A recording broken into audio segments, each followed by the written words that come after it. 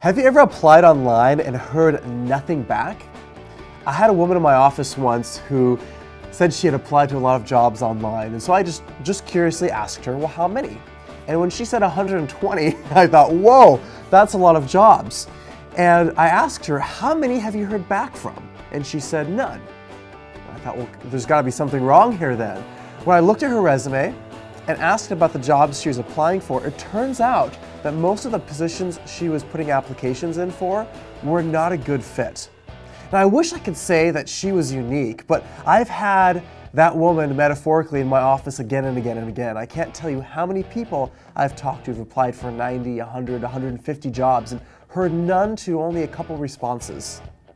Here's what it comes down to.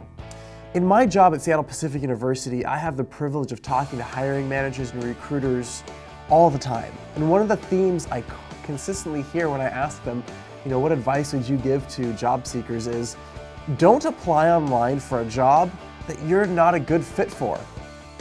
And what that really means is, if you look at a job description, if you are not a 70 or 80% fit for the job on paper, you have no business applying online.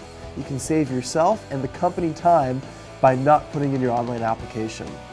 If you're applying for a job that you see and you say, I know I could do that job, I have the skills, the transferable skills, but you haven't done that job before, you're probably competing with people who have done that position for 5 years.